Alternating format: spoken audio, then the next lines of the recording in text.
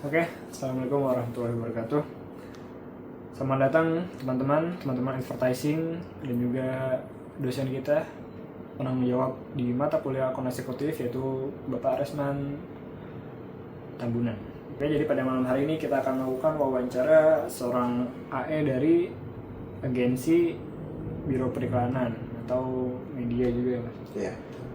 Oke, jadi sebelumnya saya tidak sendiri, saya bersama teman saya. Sebelumnya saya Muhammad Fatih Rizkullah dan juga teman saya Muhammad Syaifuddin Zuhri sebagai kameramen.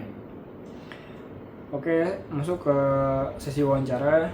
Pada bagian pertama, mari kita persilakan kepada narasumber untuk memperkenalkan diri. Oke, halo, assalamualaikum warahmatullahi wabarakatuh.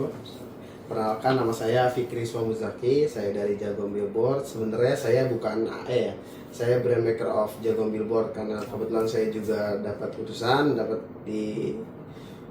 dituntut untuk membantu Mas Fatih dalam mengerjakan tugasnya. Kebetulan AE kita juga lagi sibuk dan tidak bisa menemui Mas Fatih hari ini. Mohon maaf nih Mas ya, saya mewakili atasan saya. Nah, saya sebagai brand maker juga sebagai marketing leads di Jagong Billboard. Terus kalau background pekerjaan saya sebelumnya yaitu digital marketing yang membangun beberapa website yang ada di Indonesia. Oke, masuk ke bagian pengalaman kerja. Ya. Untuk jasa Jagong Billboard ini, Mas tuh sebelumnya udah dapat, Masnya itu udah ada pengalaman apa aja sih dalam bidang billboard ini? Apakah billboard aja atau ada karya-karya lain gitu dalam bidang advertising ini? Oh, iya. Advertising ini kan kita lebih fokus ke OOH ya, luar ruang. Ya, Luar ruang itu nggak sekedar billboard. Ada juga yang namanya signage, huruf timbul ya, neon box, videotron, habis itu pylon sign, petunjuk arah dan segala macamnya. Dan itu semua kita bisa memproduksi, mulai dari produksi, pemasangan hingga mengurus perizinan dan pajaknya. Itu. Itu untuk proyek ya berarti. Untuk apa ya yang kita profit ya dalam perusahaan kita nih. Dan untuk klien Mas, kira-kira udah dari perusahaan apa saja nih yang sudah Mas tanganin proyeknya? Oke. Kalau misalkan dari billboard, kita kebetulan karena kita spesialis billboard ya, dengan nama Jagong Billboard juga, kita lebih fokus ke billboard nih. Jadi billboard ini sebenarnya udah banyak yang kita tangani. Klien kita mulai dari rokok, ada Gudang Garam, Sampurna, Jarum, terus ada juga marketplace kayak Tokopedia, Shopee. Setelah itu juga kita ada perumahan kayak Medland, Sumarekon, habis itu Emerald yang ada di daerah Bekasi. Karena kebetulan kalau di luar Bekasi itu kita biasanya pakai agensi lain yang sesama kita rekanan agensi lah gitu. Tapi kan billboard itu milik kita gitu. Habis itu ada juga huruf timbul. Huruf timbul biasanya kita mengerjakan untuk hotel. Hotel tuh. Iya, kalau hotel kan pasti dia harus punya branding ya. Iya. Nah, brandingnya itu biasanya kalau hotel, apalagi hotel-hotel bertingkat nih. Hotel-hotel bertingkat itu kan biasanya harus ada image apa, siapa sih namanya gitu, ini hotel apa, gedung apa. Nah, itu biasanya kita kasih huruf timbul yang ada lampunya. Gitu. Kalau untuk neon box, biasanya neon box kita taruh bisa di outdoor, bisa di indoor. Contohnya kalau ada kios atau apa yang mau memunculkan namanya ke publik, biasanya butuh neon box. Gitu. Oke. Luas juga berarti ya kerjanya ya. Pakai luas dia. Oke, jadi dari pengalaman Mas nih kan sebagai billboard, advertising, segala itu yang mempengaruhi keterampilan di dalam pekerjaan akun eksekutif itu apa Mas? Oh gitu. Saya tekankan sekali lagi karena saya brand maker, tapi saya sering bersama dengan atasan saya untuk menemui klien. Lebih kalau misalkan tugas atau tanggung jawab sebagai AI itu lebih ke bagaimana kita menangani klien, terutama dalam ilmu komunikasi ya. Ilmu komunikasi kan penting dalam kita berbicara terhadap klien. Penting bahasa gitu. Bahasa itu penting. Kita juga harus memahami psikologi si klien ini. Kayak misalnya klien terlalu kaku, orang kalau misalnya terlalu kaku kan susah untuk menjelaskan apa sih yang diinginkan sebenarnya gitu. Makanya atasannya selalu memberikan opening dengan humor gitu. Humor agar si klien ini tidak terlalu kaku dengan pembicaraannya, dengan obrolannya itu gitu. Lebih melting lah ya, lebih ngalir lah gitu. Lebih ngalir, betul. Nah setelah itu kan atasan saya juga lebih mudah untuk memahami apa sih yang diinginkan klien gitu loh. Habis itu planning juga bagaimana, terus solusinya, memberikan solusi dan segala macam ya seperti itu. Oke, itu tadi tentang pemahaman ya sebenarnya. Iya betul. Untuk keterampilan tuh gimana cara Mas Fikri itu mengaplikasikan skill, entah itu skill negosiasi dalam menghadapi berbagai klien yang permintaan itu beda-beda, maunya ini, maunya itu, intinya ruwet tapi Mas bisa goals, Mas bisa memproses permintaan klien, brief kliennya tuh jadi. Di zaman sekarang kita sebagai marketing itu harus sebagai sales ya. Iya. Kayaknya kalau misalnya disuruh jungkir balik juga jungkir balik. Jungkir balik ya. Iya. Demi klien. Iya, klien maunya apa sih kita turutin. Terutama dalam hal kesabaran ya, karena setiap klien kan berbeda-beda. Ada yang emang langsung to the point mengenai apa yang dibutuhkan.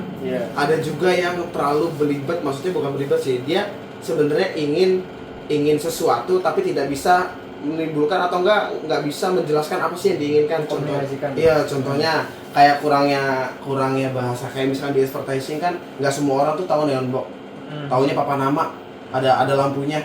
Sedangkan dari sisi kita kan biasa itu nyebut neon box kan. Makanya kita terhadap klien tuh yang nanya, Bapak sebenarnya maunya yang kayak seperti apa? Saya mau lo yang seperti ini. Kita juga tanya, ada referensinya nggak ya Pak? Gitu loh. Kayak ada mulai dari foto atau video yang Bapak punya referensi, maka kita bisa alurkan gitu sambil kita menghitung juga ukurannya sebenarnya seperti apa. Habis itu setelah itu memberikan opsi yang terbaik terhadap klien. Berarti ya kita bahasa sih paling penting ya. Iya, betul. Bahasa sih. Maksudnya di sini tuh bahasa tuh kesamaan. Klien minta A, informasi harus sama masnya gitu ya, sama sebagainya gitu. Intinya dalam kesamaan komunikasi. Oke, selanjutnya dalam bagian penyelesaian masalah. Mungkin selama ini Mas selain menangani klien yang banyak mau dan rewel, itu kalau misalkan ada masalah entah itu dengan atasan atau dengan divisi lain tuh kira-kira gimana Mas dalam mengatasi masalah itu sebagai seorang eksekutif periklanan gitu? Kalau misalkan kita ada masalah terhadap antar departemen deh contohnya ya, lebih ke mengingat bahwa kita ini satu tim ya, bukan musuh atau bukan saingan gitu. Kita satu tim yang harus membangun teamwork. Iya, pentingnya komunikasi juga, balik lagi, karena komunikasi itu nggak cuma penting terhadap klien, tapi terhadap tim sendiri. Bagaimana kita maju agar bisa maju bersama-sama kan, komunikasi itu penting. Sekali lagi, di komunikasi itu sangat penting. Jadi memberikan suatu pendapat terhadap tim itu jangan terlalu memberikan ego yang terlalu tinggi gitu. Karena setiap orang mungkin melihat bahwa orang itu salah, tapi nggak sebenarnya orang itu tim kita itu nggak sepenuhnya salah gitu loh. Bisa jadi ada perbedaan pendapat yang memang sepele lah menurut kita, lebih ke fokus ke komunikasi, balik lagi fokus ke komunikasi sih kalau untuk ada masalah antar ke klien atau ke antar departemen ya. Itu sebenarnya sudah mencakup kemampuan komunikasi dan penyelesaian itu Mas. Iya betul. Oke, kita langsung lanjut ke bagian manajemen ya. Untuk manajemen proyeknya Mas, gimana Nara Mas Fikri itu mengelola waktu ketika mendapatkan brief dari klien, dan gimana Mas Fikri itu mengelola proyek periklanan sebelumnya gitu, termasuk gimana cara menghadapi deadline yang kudu tenggat waktunya deket nih gitu, misalkan hari Senin baru ngasih, katanya Rabu harus jadi, itu gimana tuh mengatasinya tuh?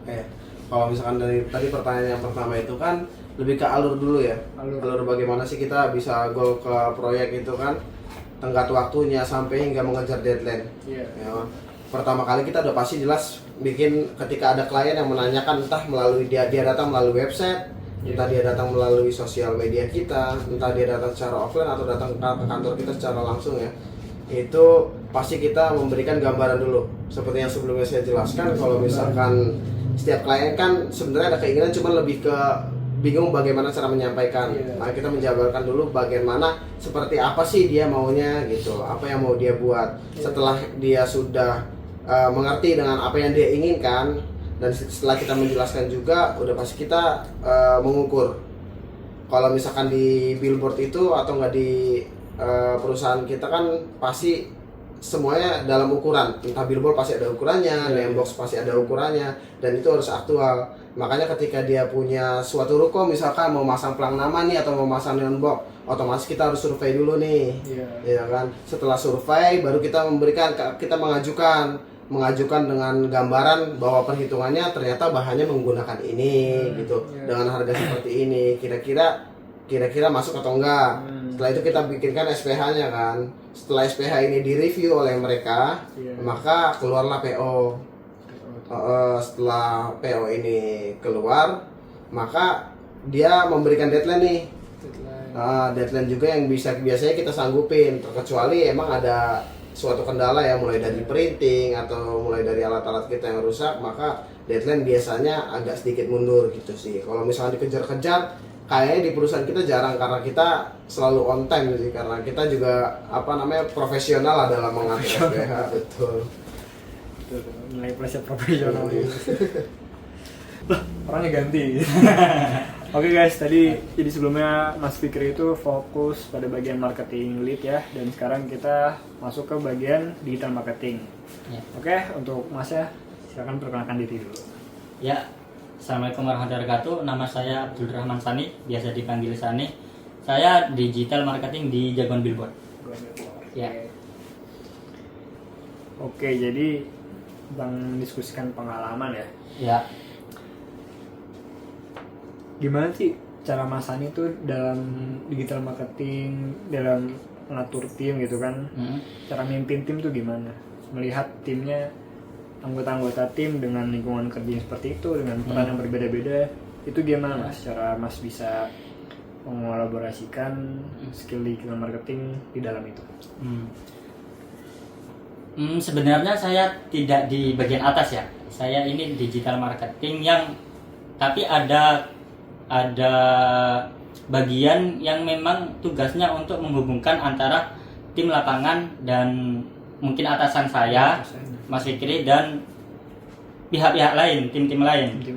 Misal nih, saya kan di bagian digital marketing, ada project yang masuk, mungkin saya customer service, saya komunikasi lewat WhatsApp, lewat email, dan mungkin menanyakan apa sih keperluan mereka, apa yang mereka inginkan, apa yang mereka butuhkan gitu kan. Setelah itu biasanya kita lanjut ke diskusi sama tim lapangan. Diskusi lagi tuh. Diskusi. Kita kan dapat brief dari klien, kita diskusikan sama tim lapangan, ini ukurannya segini habis berapa gitu. Setelah ada gambaran ukuran dan brief yang telah dikasihkan sama klien, biasanya kita diskusi ke atasan, ini harganya cocoknya di berapa. Ituin harga ya berarti. Iya. Yang selanjutnya setelah atasan saya memberikan harga, oh di sini cocok, kita buat SPH dan kita berikan ke klien. Ya seperti itu. Sebelumnya SPH itu apa ya Mas? Surat penawaran harga. Surat harga ya? Iya. Di dunia advertising. Gitu. Boleh. Oke, jadi konsultan ya. Description. Ya. Oke. Kalau perihal kerjasama dan kolaborasi sama tim-tim lain ya, biasanya saya itu lebih dekat sama tim-tim lapangan. Oh, tim lapangan. Iya. Jadi kalau ada apa-apa, kalau ada billboard yang rusak lah, ada billboard yang robek lah, itu biasanya ngobrolnya sama saya. Oh, sama langsung. Kalau sama Mas Vicky lebih jarang. Soalnya lebih jarang di sini. Jadi mereka itu ngobrol sama saya.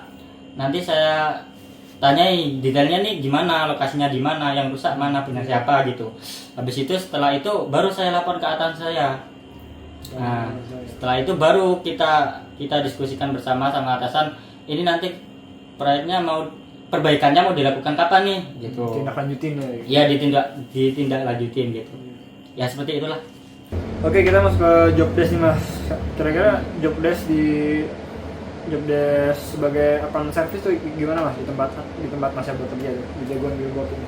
Kalau di Jagoan Billboard, account service nih lebih ke gimana kita nge-handle klien nih. Jadi perantara antara klien dengan tim yang ada di Jagoan Billboard. Misalnya ada terkait perpajakan, nanti berarti kita hubungannya sama finance, sama perpajakan. Ya, misal ada perbaikan, nanti kita hubungannya sama ke tim lapangan gitu. Ya. Oke. Terus kalau itu overall job desk kayak gitu ya berarti ya? Penghubung Iya, ya secara berarti? umum penghubung gitu. Terus kalau ini mas, untuk solusi yang mas berikan nih Ya. terhadap klien dan media sebagai seorang LO atau liaison officer tuh gimana tuh mas terhadap media itu? Cara penanganan yang mas treatment atau perlakuan yang mas lakukan terhadap klien dan media sebagai seorang liaison officer, sebagai seorang ya penghubung lah gitu. Coba itu dulu. Cara-caranya apa aja? Gimana tuh mas kira-kira? Kalau pertanyaan tadi sepertinya udah dijawab sama Mas Fikri ya. Iya, Jadi mungkin nggak perlu lebih detail lagi. iya lebih detail lagi untuk mempersingkat waktu. Oke mas, jadi dari sesi wawancaranya overall alhamdulillah jawabannya sudah kita dapatkan ya dari Ya. Mas Sani dan juga Mas Fikri. Jadi ya. Nah kita sekarang saya mau nanya-nanya aja sih mas ya, Ya. pertanyaan iseng lah gitu kan. Oke. Itu boleh. kayak di dunia advertising tuh itu sebenarnya pekerjaan aman nggak sih mas? Maksudnya kayak misalkan ada orang yang nyuri karya atau mungkin mas pernah ini nggak ada terkena kasus penipuan gitu? Penipuan dalam billboarding atau advertising ini? Menarik sih ini, menarik. Menarik ya? Ya. Sebenarnya baru terjadi beberapa minggu ini. Iya. Kejadian langsung ya? Iya, kejadian ini. Di beberapa minggu ini kita ada kasus di pencurian itu, timer. Jadi billboard itu ada timer untuk ngatur lampu. Lampunya nggak 24 jam nyala, kalau gitu boncos dong. Nah, jadi kita itu ada timer untuk ngatur waktu di jam 6 sore sampai jam 12. Ya, jadi kalau nah ini kasusnya ini di pencurian. Kita di beberapa tempat ada kasus timer kita dicuri. Diambil. Nah, diambil. Jadi sebenarnya udah ada itunya. Udah ada apa namanya? Ada panel boxnya, ada kunci gembok digergaji sama mereka. Itu sampai berkali-kali, ada satu billboard itu sampai 12 kali. Iya, Sadis ya, sadis. Iya. Sadis banget. Digergaji sama mereka. Di mesin. Iya, itu keluh kesahnya dari kita lah gitu kalau di bidang billboard. Salah satunya itu ya. Ya, salah satunya itu. Billboard. Mungkin ada yang lain? Oh, sama ini. Kira-kira tuh ada masukan dan saran ya mas buat kita nih sebagai mahasiswa, entah itu bisnis atau advertising, untuk orang, saran dari mas, POV mas aja kalau mau kerja di Advertising. biro iklan atau biro media tuh kira-kira ada masukan sebelum kita di Oke. saran Kalau saran ke mahasiswa ya, masih juga ini kalau dari saya perbanyak belajar sih, course online. Sekarang iya course online. Saya tuh selama mahasiswa sering menjalani freelance sama course online. Ya, zaman sekarang tuh enak belajar mas. Bisa pakai AI. AI ini kamu nggak perlu ngobrol sama orang yang sudah benar-benar ahli. Ini ada AI loh. AI itu bisa menyamar sebagai misal digital marketing spesialis gitu. Ngobrol aja apa yang kita ingin tahu, kita ngobrol sama AI. Terus ada juga course online. Course online sekarang tuh murah-murah loh. Ada yang 25.000, 35.000. Itu sehari cuma satu harga makan satu kali gitu. 25.000 hitungannya iya. Tapi ilmunya bisa kita manfaatkan untuk kita cari uang lebih mungkin dibuat bekal kerja, buat bekal apa gitu. jangka panjangnya. Iya, jangka panjangnya. Berarti dua itu mas berarti ya. Ya. Jadi banyak belajar sama Ya bisa belajar sih intinya. Iya, belajar. belajar. Cuma kan lebih bebas belajarnya, nggak harus di kampus gitu. Via mau belajar gitu. Terus kira-kira apa lagi tuh mas selain itu? Ya kan seperti yang aku bilang tadi toh, kan di masa kuliah aku sering ikut e-course gitu. Sebenarnya di pekerjaan ini saya tuh gak ada hubungannya sama kuliahku dulu. Oh ya kuliah agama nyambung ke digital marketing. ya, banting gitu ya. Iya, banting setir. Cuma emang ya alhamdulillah itulah hasil yang mungkin saya dapatkan dari dulu belajar waktu kuliah gitu. Berbuah ya sekarang. Berbuahnya sekarang. Nanti juga mungkin di lain hari ada lagi gitu yang mungkin bisa saya gunakan yang sebenarnya saya menjalannya dulu pada kuliah. Oke, kawan-kawan, jadi yang sebelumnya kita sudah melakukan pertanyaan tips and trick mengenai resiko dan juga saran dan tips dari Mas Hani pada bagian digital marketing. Nah, sekarang kita masuk ke sudut pandang atau kacamata seorang marketing lead oleh Mas Fikri. Oke Mas, silakan. Untuk pertamanya tuh yaitu dari resiko dulu ya. Nah, misalkan itu kan Mas kan naruh segala furnitur, Ya. barang-barang advertising itu kan berat-berat tuh, tinggi-tinggi Iya, tuh. Itu iya. kira-kira safety-nya tuh gimana Mas kalau untuk naruh di gedung yang tinggi, kayak misalkan tadi Nemuru nama hotel gitu. Oke. Kayak kalau perihal resiko ya, resiko itu kan di setiap pekerjaan pasti ada. Iya. Nah kebetulan di perusahaan kita masuk kategori resiko tinggi. Wah, high Iya, risk ya berarti. iya, high risk. Karena pertama kita mengerjakan sesuatu dalam ketinggian, Iya. yang kedua kita mengangkat beban. Para beban, ya, mengangkat beban pekerjaan ini kan, maksudnya pipa-pipa itu yang kita bangun untuk membuat billboard kan beratnya sampai bertonton ya. Iya. Kayak panjang kosongannya bisa 25 meter, mulai dari tanah ke atas. Nah kalau misalkan perihal safety, udah jelas kita harus bener-bener safety ya, kayak pakai wear pack, pakai helm dan segala macam. Habis itu untuk sertifikasi juga harus jelas, kita sertifikasi K3. Iya. Iya kan. Kalau untuk pembuatan billboardnya juga kita dialurkan kayak misalkan harus dibaca nih kira-kira untuk pembuatan billboard ukuran seperti ini membutuhkan kren atau enggak nih. Oke. Kan ada dua opsi. Yang pertama kita bisa ngebangun secara manual, kayak kita menggunakan katrol gitu untuk mendirikan suatu pipa nih. Iya. Itu membutuhkan waktu yang lama. Yang kedua kita bisa pakai kren. Kalau untuk ukuran besar, biar ini notice aja ya, notice ya.